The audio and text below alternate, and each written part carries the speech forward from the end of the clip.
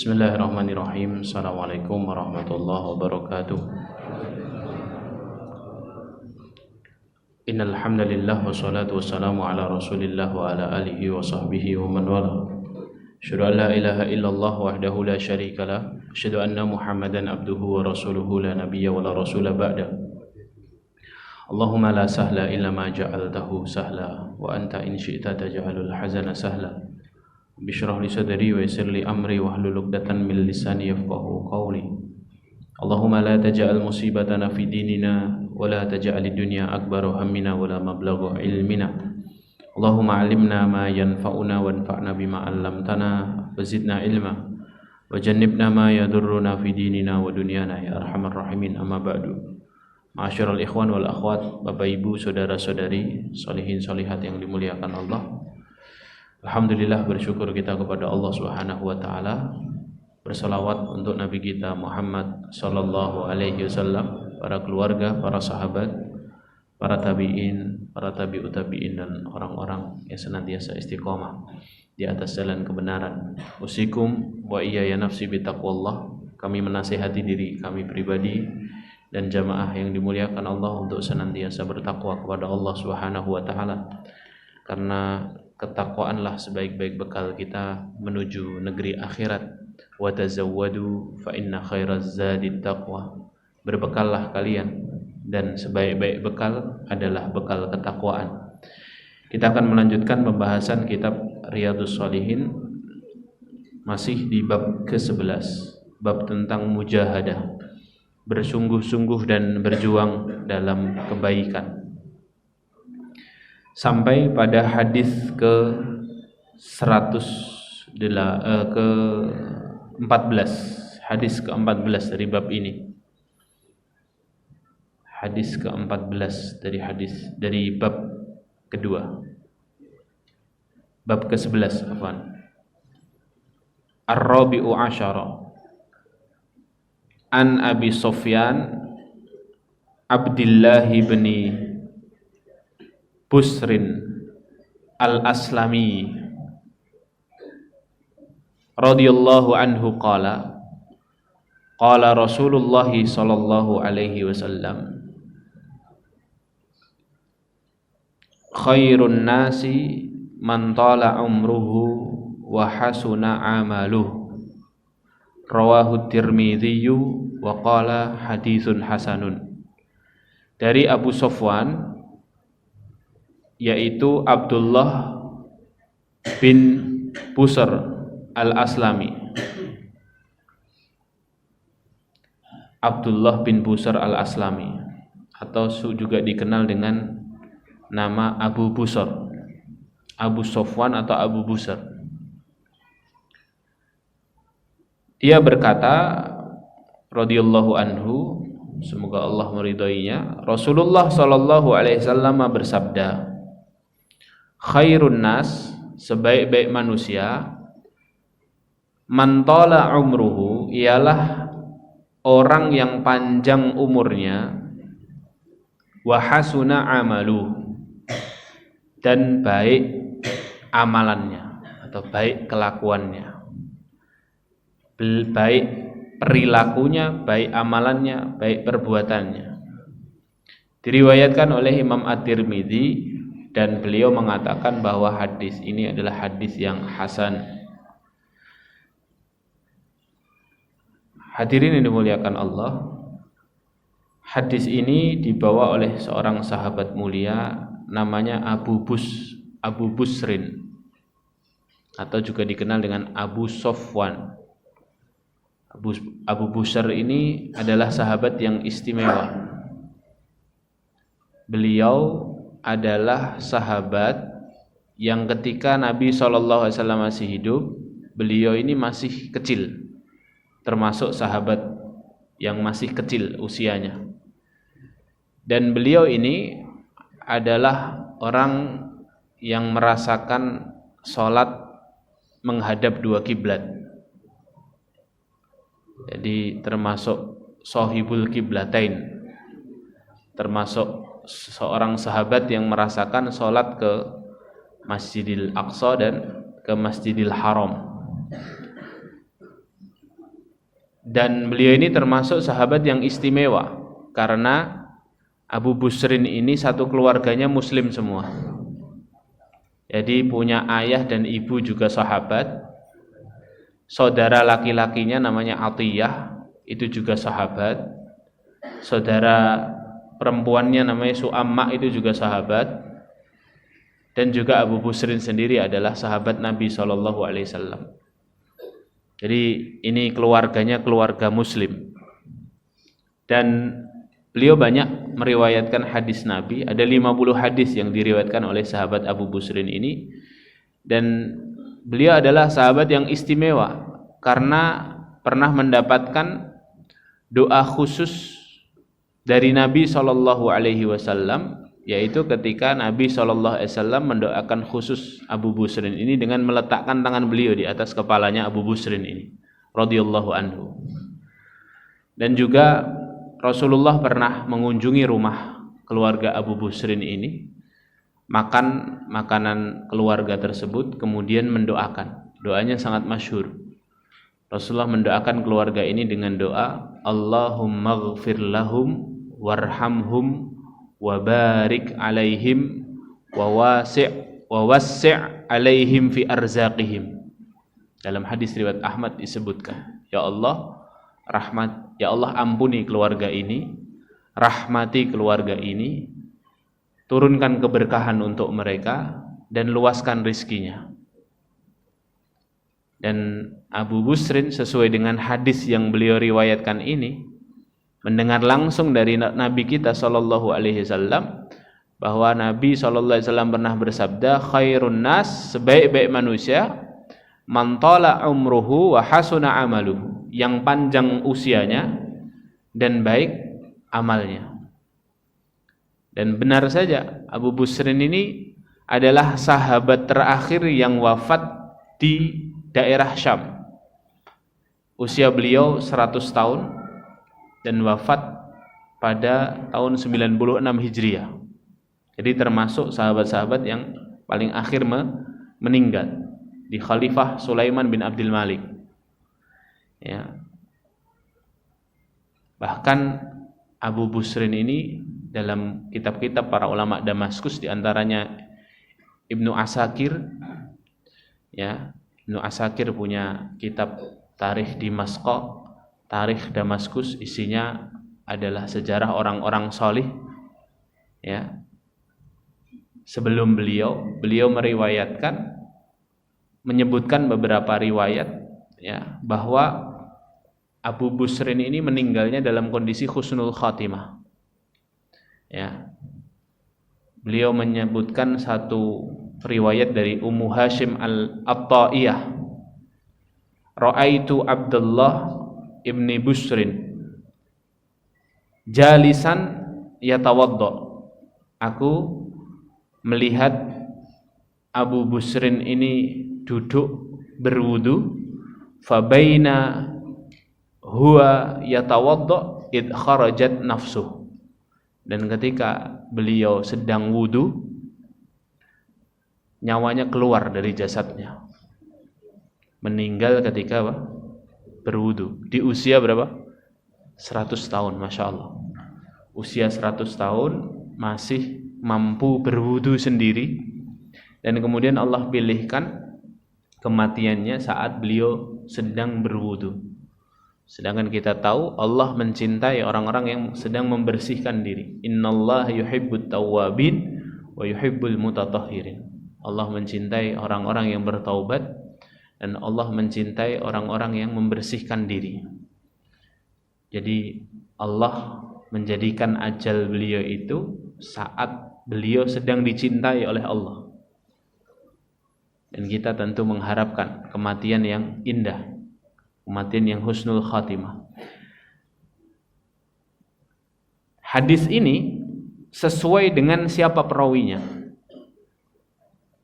Dan hadis ini memberikan pelajaran penting kepada kita. Tentu yang pertama, bahwa punya umur yang panjang itu suatu keutamaan. Tapi ada syaratnya. Syaratnya apa? Diisi dengan amal solih, Bapak Ibu. Adapun kalau hanya panjang umur saja, itu bukan suatu keutamaan. Kalau tidak ada syarat tadi, panjang umur saja, tapi kemudian dia habiskan umurnya dalam ketersia-siaan, bahkan itu adalah suatu keburukan atau musibah bahkan. Ya. Dan itu dinyatakan Allah dalam Al-Quran. Coba kita buka surah Ali Imran ayat ke-178. Allah Subhanahu wa taala berfirman, Ali Imran 3 178. Apa kata Allah? A'udzubillahi minasyaitonirrajim. Wala yahsabannal ladzina kafaru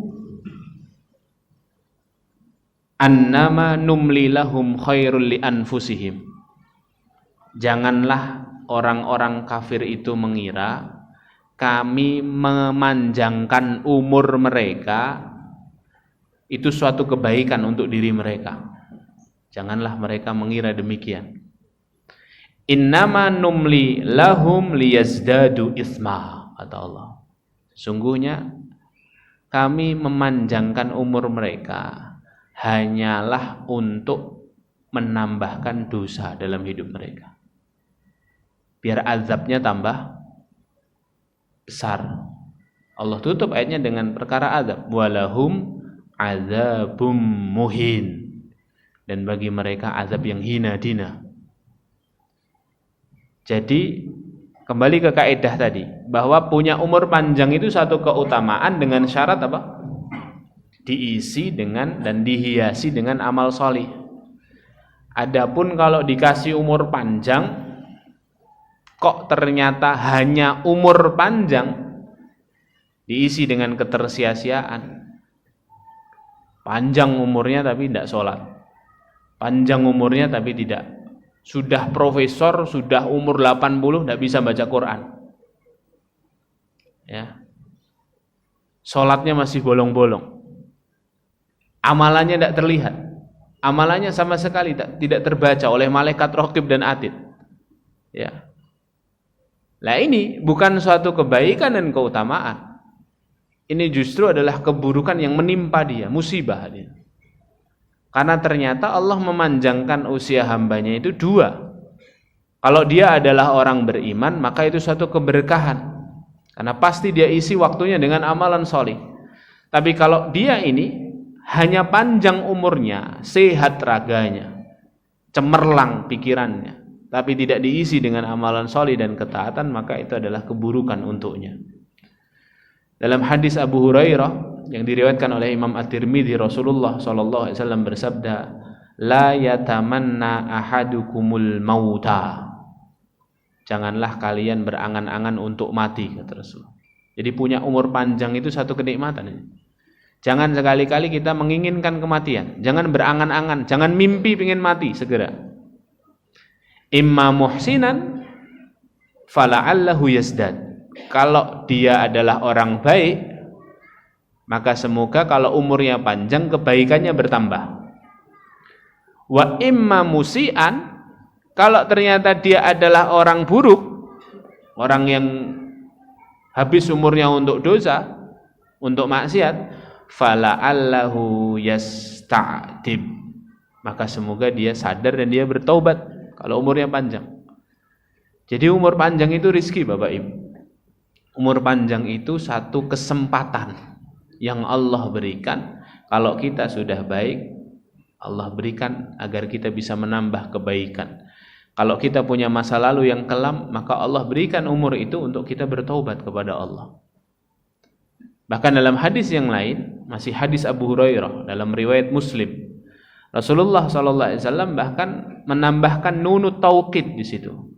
La yatamannayanna ahadukumul maut. Jangan benar-benar, janganlah sampai, amit-amit, ada tambahan takkidnya di situ.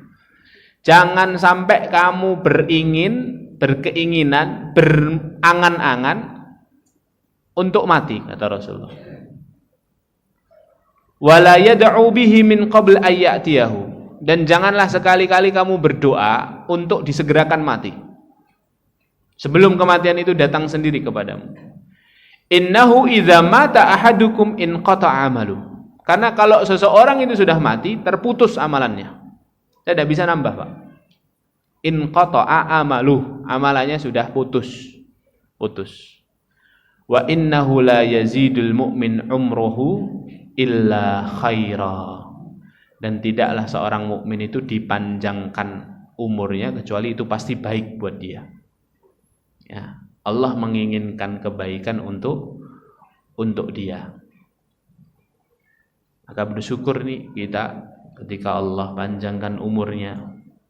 Bapak-bapak yang sudah pernah haji biasanya kan punya Pak guyupan haji, Pak. Ya atau tidak? Siapa yang sudah haji, Pak? Tahun berapa haji, Pak? 2016. Dulu berangkat haji berapa? Satu grup. Berapa orang?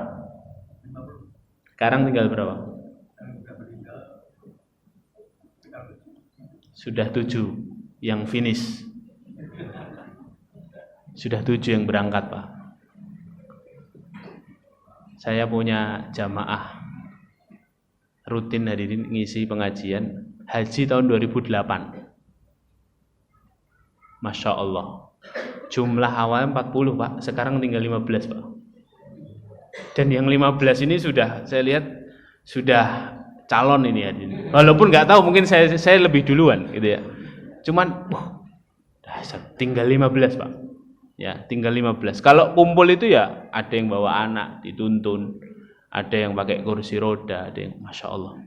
Tapi itu nikmat bagi seorang mukmin, hadirin. Umur yang panjang itu keberkahan, kebaikan bagi dia. Imma muhsinan fala'allahu yazdad. Kalau dia sudah baik maka semoga kebaikannya bertambah. Wa imma musian, kalau dia ini punya masa lalu yang kelam, fala'allahu yasta'tib. Maka semoga umur yang panjang itu membuat dia diberi kesempatan oleh Allah untuk bertaubat kepada Allah, memohon ampun kepada Allah. Karena yang paling mahal itu memang usia ini, hadirin. Mahal, hadirin. Makanya kalau kita ini kurang bersyukur, ini nasihat guru saya. Kalau kita kurang bersyukur, lagi suka uring-uringan sama nikmat Allah, masih kurang bersyukur ya, gampang mencela keadaan, itu resepnya gampang kata guru saya. Datang ke kuburan, Pak. Datang ke kuburan, kemudian bilang kepada ahlul kubur ini, wahai para penghuni kubur, ya, sesungguhnya aku memiliki sesuatu yang tidak kalian miliki. Apa? Kesempatan untuk bertobat.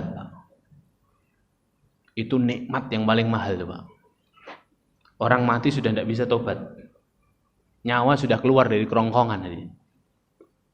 Kita ini Masya Allah punya satu nikmat yang tidak dimiliki oleh orang-orang yang sudah di bawah tanah, Pak.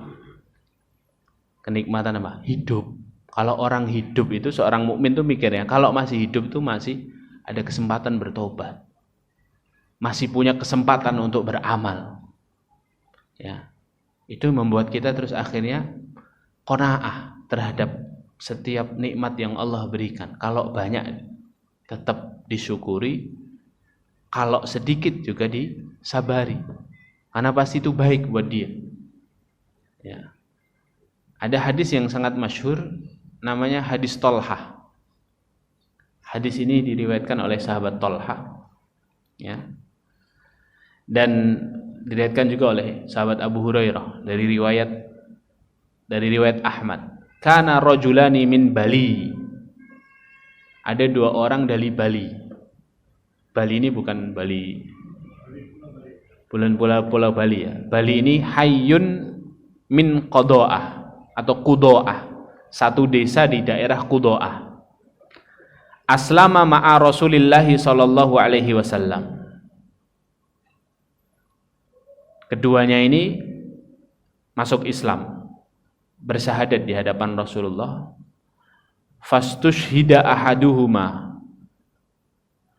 Kemudian berperang di jalan Allah, yang satu gugur. gugur di medan perang, syahid. Wal akhar sanatan ba'da, dan yang setelahnya, yang kedua, orang yang kedua itu meninggal 1 tahun kemudian, tidak syahid tadi.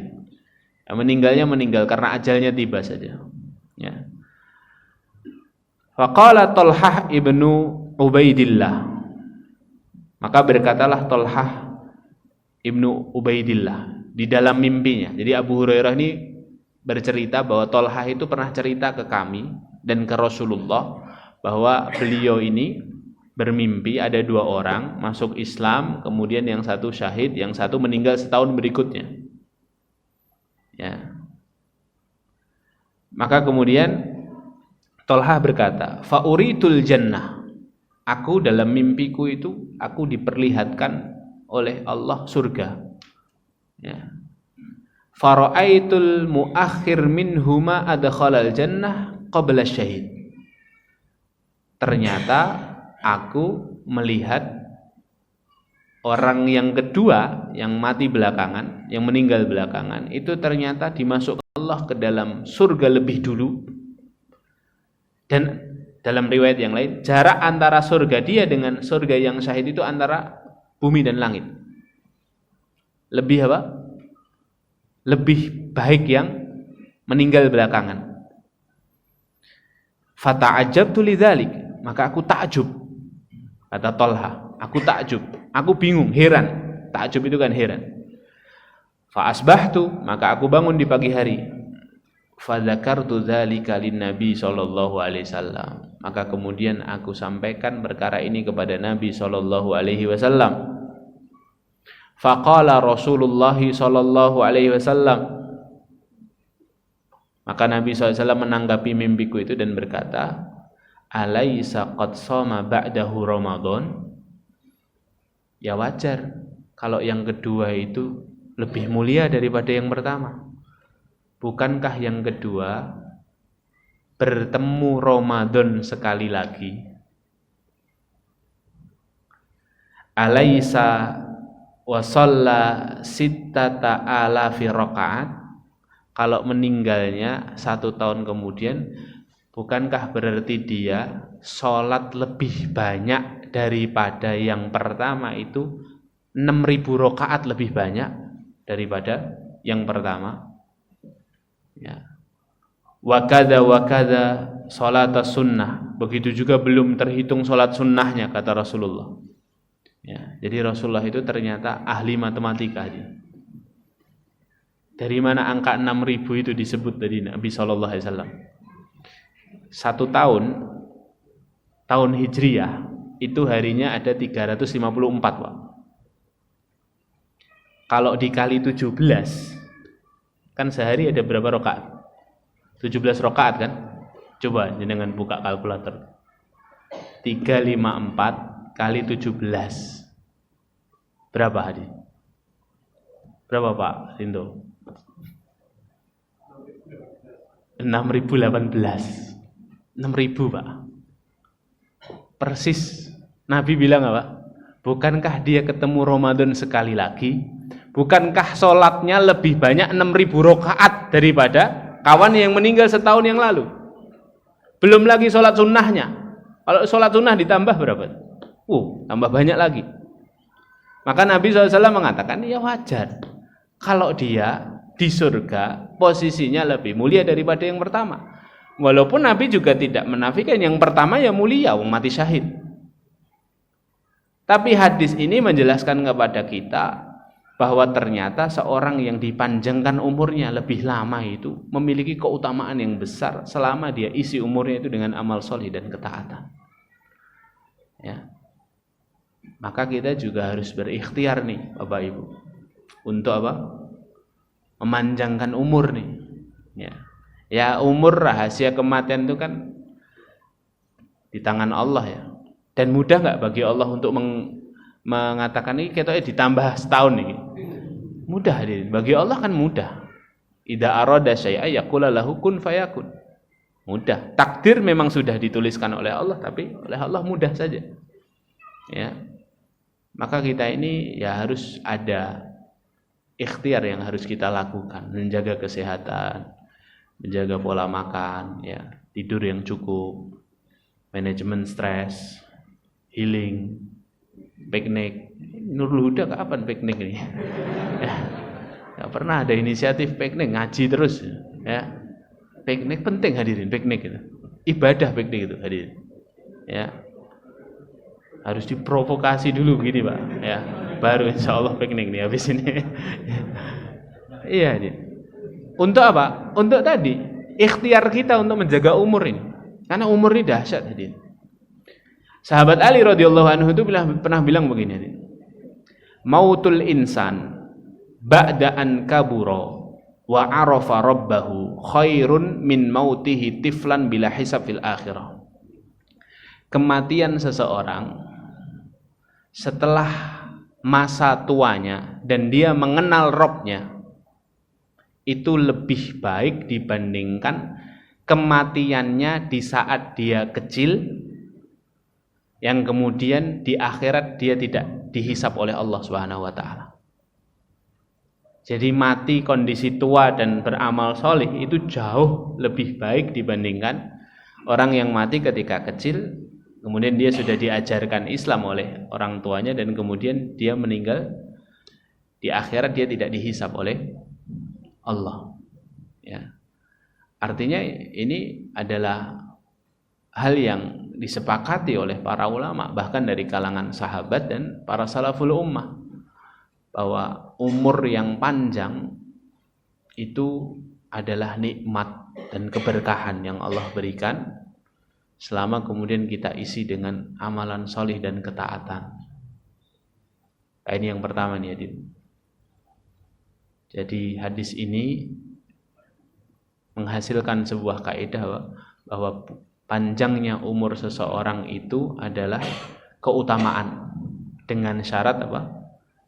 Dia diisi dengan amal saleh. Yang kedua, hadis ini dijelaskan juga oleh para ulama bahwa hadis ini adalah cambuk bagi kita untuk bersungguh-sungguh dalam beramal saleh dan mengisi waktu. Dan yang tidak kalah penting adalah apa? Memperbanyak doa kepada Allah agar kita diberikan umur panjang dan amalan yang baik. Ya. Jadi kita juga dianjurkan oleh para ulama itu berdoa agar punya umur panjang hadir dan punya amal yang baik. Syekh Utsaimin mengatakan sudah seyogianya seorang muslim itu selalu berdoa kepada Allah dengan doa apa? Allahumma tawwil umri wa ahsin amali. Ya Allah, panjangkan umurku dan perbaiki amalku. Ini doa yang harus kita selipkan. Ya. Doa yang kita harus selipkan. Jangan minta mati cepat tadi. Kayak udah cukup saja bekalnya. Ya. Wah, saya tak mati saja ini dunia tambah ruwet, Ustaz. Loh, dunia tambah ruwet kalau kita sabar itu pahala, Din. Sabar-sabarnya kita menjaga keistiqomahan itu kan pahala. Ya.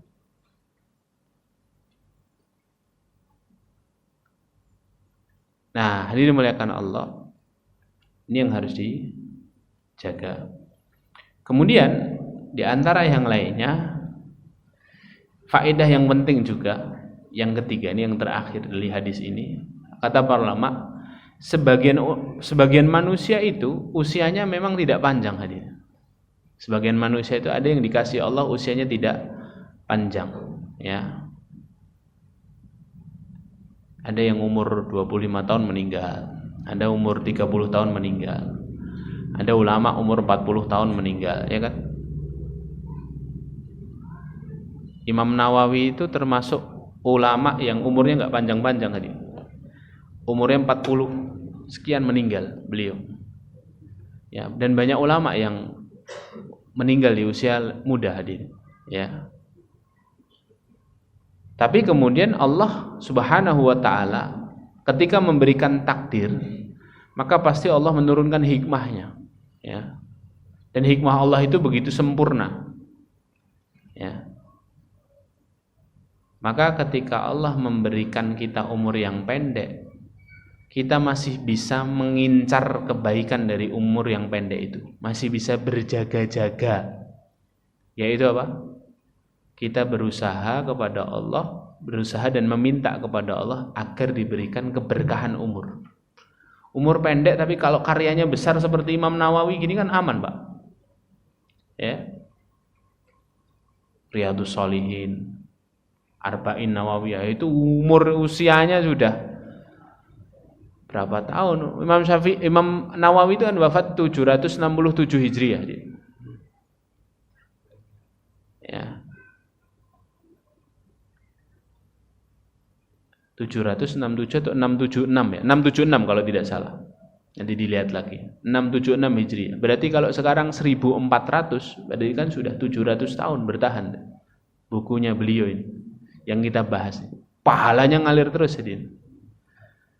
Makanya Rasulullah SAW dalam satu hadis kan mengatakan, barang siapa yang ingin rizkinya diluaskan oleh Allah, umurnya dipanjangkan oleh Allah, maka sambunglah silaturahim gitu kan.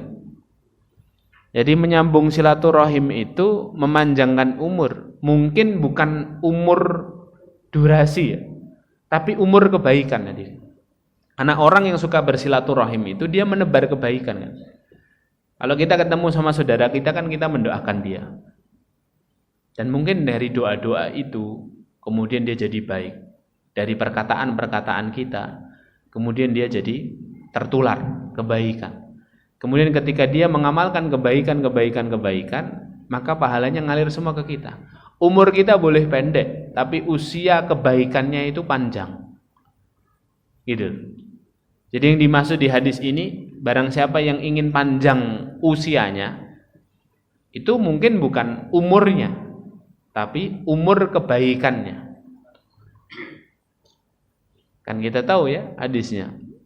Semua anak Adam yang meninggal terputuslah amalannya kecuali 3 itu kan. Shadaqatun jariyatun wa ilmun yuntafa' bi waladin shalih yad'ulah itu. Sedekah jariah, ilmu yang bermanfaat, anak soleh yang selalu mendoakan. Dan orang-orang beriman juga. Kalau kita punya banyak koneksi orang-orang soleh ini akan terus mengirimkan doa buat kita. Bahkan ketika kita sudah meninggal. Dan itu sampai hadir. Sampai doa ampunan mereka, Al-Fatihah mereka sampai pahalanya kepada orang yang sudah meninggal. Ya. Makanya kemudian inilah yang harus kita pahami, bahwa kalau kita dikasih kesempatan Allah, dikasih umur yang panjang, maka kita syukuri itu nikmat yang sangat dahsyat. Tapi kalau kemudian ternyata takdir Allah usia kita tidak terlalu panjang, maka kita masih bisa berjaga-jaga dengan selalu memohon dan berusaha agar punya keberkahan usia. Ya, punya keberkahan usia. Nah, ini hadis yang pertama yang kita bahas di kesempatan kali ini. Kemudian hadis yang kedua, hadirin. Hadis yang kedua.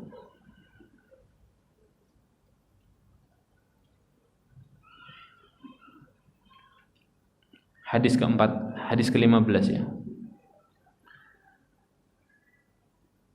An Anas radhiyallahu anhu qala, dari sahabat Anas radhiyallahu anhu, ghaba ammi Anas bin Nadhr radhiyallahu anhu an qitalid Badrin. Pamanku absen dalam perang Badar. Nama pamanku ini Anas bin Nadhr. Jadi sahabat Anas bin Malik itu punya bapak namanya siapa? Malik, ya, Anas bin Malik. Bapaknya siapa? Malik. Malik ini, ya, ayahnya Anas bin Malik ini punya saudara namanya Anas. Paham ya? Kakeknya Anas bin Malik adalah Nadhr. Jadi Nadhr, Malik, Anas. Malik punya anak namanya Anas. Lah, Anas bin Malik cerita tentang pamannya, namanya sama Anas. Pamanku Anas bin Nadhr itu absen dalam perang Badar. Kemudian dia datang ke Rasulullah, "Ya Rasulullah, ghibtu an awwali qitalin qataltal musyrikin." Aku ghaib ya Rasulullah, aku tidak hadir dalam peperanganmu pertama kali melawan orang-orang musyrik. Perang pertama melawan orang-orang musyrik. La inillaha ashhadani qitalal musyrikin la yuriyannallahu ma asna. Maka ya Rasulullah, ya, jikalau Allah mempersaksikan saya, menakdirkan saya untuk bisa berperang bersamamu lawan orang musyrik setelah ini, la yuriyannallahu ma asna, maka semoga Allah memperlihatkan apa yang aku perbuat. Dalam hadis yang lain, la yaroyanna, semoga Allah melihat apa yang aku perbuat. Jadi diartikan kedua ya, semoga Allah melihat apa yang aku perbuat, atau semoga Allah memperlihatkan pahala yang aku perbuat, ya, balasan yang aku perbuat. Falamma kana yaum Uhud, maka kemudian saat hari Uhud, perang Uhud, inkashafal muslimun, ya, kemudian kaum muslimin keluar untuk berperang melawan orang-orang kafir Quraisy, ya. Dan kemudian inkashaf, kaum muslimin mengalami kekalahan. Faqala, kemudian Anas bin Nadhr ini berdoa, Allahumma a'tadhiru ilaika mimma sana'a haula'i ya'ni ashabah wa ubarri ilaika mimma sana'a haula ya'ni al-musyrikin, ya, summa taqaddam wastaqbalahu Sa'ad bin Mu'adz. Ya, kemudian siapa ini? Anas bin Nadhr ini berdoa ketika perang berkecamuk. Kemudian di perang Uhud itu kan kaum muslimin kalah ya. Kaum muslimin itu inkasyaf, itu apa? Terbelah pasukannya. Kemudian Khalid bin Walid tahu, wah ini lengah nih, yang di atas bukit pada turun nih. Nah, dalam kondisi seperti itu Anas ini berdoa. Apa doanya? Ya Allah, ya, ya Allah, aku memohonkan pengampunan kepadamu. Aku mohon ampun ya Allah, ya, daripada apa yang dilakukan oleh mereka. Mereka di sini maksudnya siapa? Sahabat-sahabatku. Oh, pasukan kaum muslimin yang khilaf itu, yang tiba-tiba turun ketika melihat ghanimah berceceran. Ya. Kemudian dalam doanya Anas ini juga berdoa kepada Allah. Ya Allah, ya, ya Allah, aku juga berlepas diri, gak ikut campur ya Allah. Aku berlepas diri padamu ya Allah dari apa yang dilakukan oleh mereka. Mereka yang kedua ini yang dimaksudkan adalah kaum musyrikin yang membabi buta memerangi kaum muslimin. Kemudian akhirnya Anas ini maju ke depan. Kemudian Sa'ad bin Mu'adz, ini sahabat mulia radhiyallahu anhu, menemuinya. Maka kemudian Anas bin Nadhr ini berkata, wahai Sa'ad, mari kita menuju surga, ya, mari kita menuju surga, ya. Jadi kalimatnya itu, dia berkata kepada Sa'ad,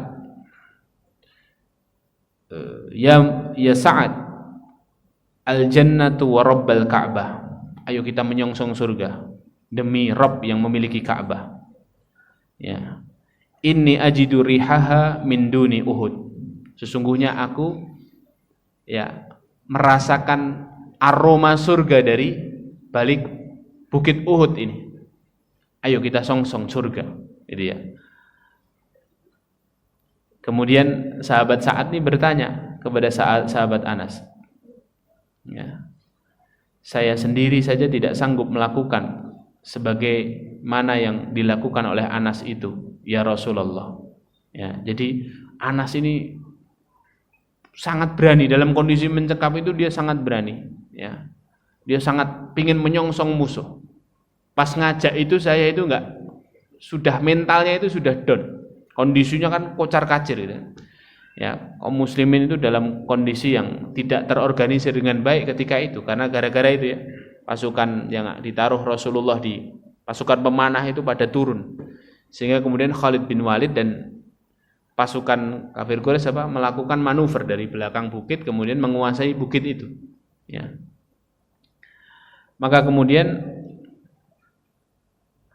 Anas bin Malik ya itu berkata, Anas bin Malik yang meriwayatkan hadis ini, maka kami dapat menemukan setelah peperangan, kami menemukan Anas bin Nadhr ini gugur dan kami dapat menemukan di tubuh Anas bin Nadhr ini 80 lebih pukulan pedang atau tusukan tombak atau lemparan panah di tubuhnya ini. Ya. Dan kita menemukannya telah terbunuh dan kaum muslimin telah mencabik-cabiknya. Ya. Sampai tidak ada seorang pun yang dapat mengenalinya melainkan saudara perempuannya sendiri. Ya, karena saudara perempuannya mengenali jari-jarinya siapa? Anas bin Nadhr ini. Ya. Jadi sudah tidak bentuk adil. Ya. 80 sayatan di tubuhnya Anas bin Nadhr radhiyallahu anhu. Ya. Maka kemudian Anas bin Malik itu berkata, bahkan kita mengira dan menyangka ketika itu ada ayat turun, surat Al-Ahzab ayat 23. Dan kita semuanya menyangka bahwa ayat ini turun membicarakan Anas bin Nadhr. Yaitu ketika Allah Subhanahu wa taala berfirman, minal mu'minina rijalun shadaqu ma'ahadullah alaih. Di antara kaum muslimin itu ada orang-orang yang jujur dengan apa yang dia janjikan di hadapan Allah Subhanahu wa taala. Jadi sahabat Anas bin Nadhr ini kan pernah berjanji, sungguh ya Rasulullah, la inillah asyhadani, kalau Allah mempersaksikanku, mentakdirkanku untuk aku berangkat perang melawan orang musyrik, la yuriyannallahu ma asna, maka semoga Allah memperlihatkan apa yang aku kerjakan, atau semoga Allah melihat apa yang aku kerjakan. Ya. Dengan kesungguh-sungguhannya itu, dengan kejujurannya kepada Allah Subhanahu wa taala, sahabat Anas bin Nadhr ini mendapatkan apa yang dia cita-citakan. Ya. Bahkan satu ayat turun untuk membicarakan tentang dirinya. Minal mu'minin, di antara orang-orang beriman, rijalun, ada orang-orang shadaqu ma'ahadullah alaih, yang jujur kepada apa yang telah dia janjikan kepada Allah Subhanahu wa taala. Jadi hadirin muliakan Allah, hadis ini menjelaskan kepada kita bahwa ketika seseorang itu bersungguh-sungguh dalam menggapai satu amalan sholih, Allah itu pasti akan selesaikan sampai proses akhirnya sesuai dengan apa yang dia inginkan. Orang kalau jujur sama niatnya, jujur dan sungguh-sungguh membuktikan satu keinginannya, Allah akan selesaikan dengan caranya. Inilah jawaban mengapa ada orang buta tapi hafal Quran. Inilah jawaban mengapa ada orang profesinya tukang becak tapi bisa berangkat haji. Kenapa kok ada orang-orang yang tidak masuk akal seperti ini? Ya. Jawabannya satu, karena dia jujur sama Allah. In tasduqillah yasduqka, kata Rasulullah. Kalau kamu jujur sama Allah, Allah yang akan menyelesaikan niatmu itu sampai proses akhirnya. Ya. Maka inilah pentingnya kita bersungguh-sungguh, hadirin. Yakin dan sungguh-sungguh itu penting dalam amalan agar Allah yang menyelesaikan. Tidak ada yang mustahil bagi Allah. Kesungguh-sungguhan itu mengubah dari yang mustahil menjadi mustajab, dari yang tidak mungkin jadi mungkin. Ya, dari hadis-hadis ini kita tahu, ya, keyakinan yang kuat, kesungguh-sungguhan yang hebat, serta yang paling penting apa? Kejujuran dirinya kepada Allah Subhanahu wa taala membuat Allah mengabulkan apa yang dia pinta. Dengan caranya Allah, bukan dengan cara kita. Ya. Nah, ini penting hadirin. Ya, penting untuk kita tekati bersama. Amalan soleh ini harus kita tekati agar kemudian kita bisa sampai pada apa yang kita inginkan. Dan hadirin yang muliakan Allah, barakallahu fikum. Dari hadis ini kita juga tahu bahwa ya, orang itu kalau sudah jujur sama Allah Subhanahu wa taala, tahapan berikutnya dia harus membuktikan kejujurannya itu. Ya. Jadi siapapun yang hari ini pingin satu hal yang kelihatannya mustahil, buktikan saja dengan amalan. Rayu Allah dengan amalan kita. Nanti Allah sendiri bukakan jalan untuk itu. Saya cerita pengalaman ya Pak.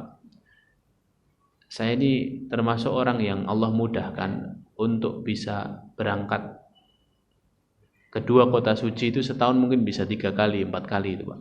Semuanya dengan izin Allah. Dan dalam kondisi seperti itu, saya selalu membersamai jamaah-jamaah yang tidak masuk akal Pak.